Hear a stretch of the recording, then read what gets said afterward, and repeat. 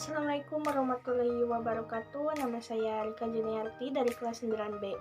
Di video ini saya akan membacakan materi bab 1 PPKN, yaitu materinya tentang penerapan Pancasila dari masa ke masa. Dalam sejarah Indonesia, penerapan Pancasila dapat dibagi ke dalam 3 masa atau era, yaitu Orde Lama, Orde Baru, dan era Reformasi. Orde Lama dapat dibagi menjadi 3 periode, yaitu awal kemerdekaan, demokrasi liberal, dan demokrasi terpimpin. Yang pertama, awal kemerdekaan. Pada masa awal kemerdekaan Indonesia, yaitu tahun 1945 sampai 1950, Pancasila mendapat tantangan dari berbagai pihak, seperti Belanda. Bahkan dari masyarakat Indonesia sendiri ada yang ingin menggantikan Pancasila sebagai dasar negara. Terdapat upaya-upaya pemberontakan terhadap NKRI di sejumlah tempat, yaitu sebagai berikut.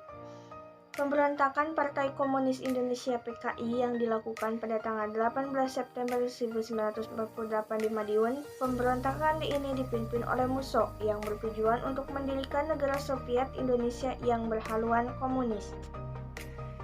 Kemudian, pemberontakan DI atau TII di Jawa Barat dan Jawa Tengah pada tanggal 17 Agustus 1949 dipimpin oleh Kartosuwiryo dengan tujuan untuk mendirikan negara Islam Indonesia atau disingkat NII yang memiliki bentuk negara syariat Islam.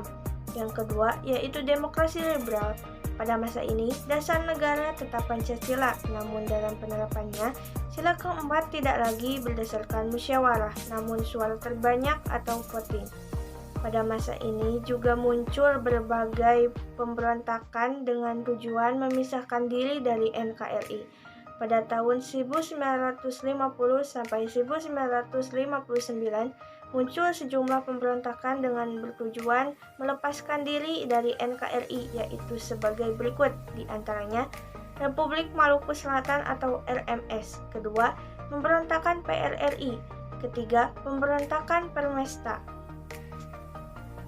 Dalam hal politik, demokrasi menjadi lebih baik. Hal ini terlihat dari terlaksananya pemilihan umum pertama Indonesia, yaitu pada tanggal 29 September 1995, terpilih 272 wakil rakyat sebagai anggota DPR. Pemilu ini juga berhasil memilih anggota-anggota lembaga konstituante, jumlah 550 orang. Namun anggota konstituante hasil pemilu tersebut tidak dapat menyusun undang-undang dasar, sehingga Presiden mengeluarkan dekret Presiden pada tanggal 5 Juli 1999 yang berisi 1. Pembubaran konstituante, 2. Undang-undang dasar sementara 1950 tidak berlaku, 3. Undang-undang 1945 kembali berlaku, 4. Pembentukan MPRS dan DPAS. Ketiga yaitu demokrasi terpimpin. Periode ini dikenal dengan demokrasi terpimpin pada saat ini. Demokrasi dianggap tidak berada pada kekuasaan rakyat, sebagaimana diamanatkan nilai-nilai Pancasila, namun cenderung berada pada kekuasaan pribadi presiden. Hal ini membuat Insinyur Soekarno menjadi otoriter. Pada periode ini terdapat banyak penyimpangan terhadap Pancasila dan konstitusi, seperti 1. Diangkatnya Insinyur Soekarno menjadi presiden seumur hidup, 2. Menggabungkan nasionalis, agama, dan komunis atau disingkat dengan Nasakom. 3. Terdapat kemerosotan moral.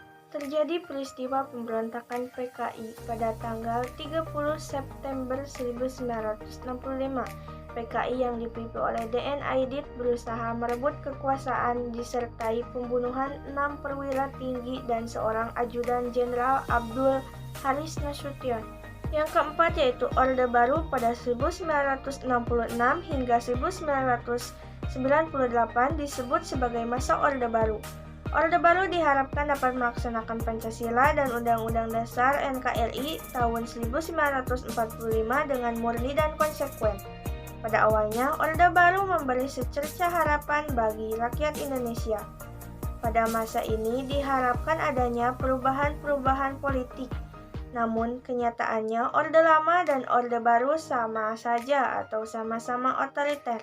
Pada akhirnya, pada krisis tahun 98, Insinyur Soeharto diturunkan oleh rakyat.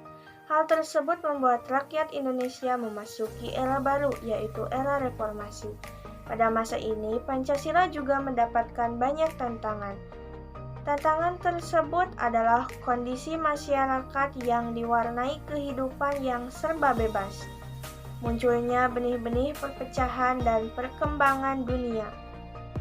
Sekian materi PPKN bab 1 yaitu tentang penerapan Pancasila dari masa ke masa.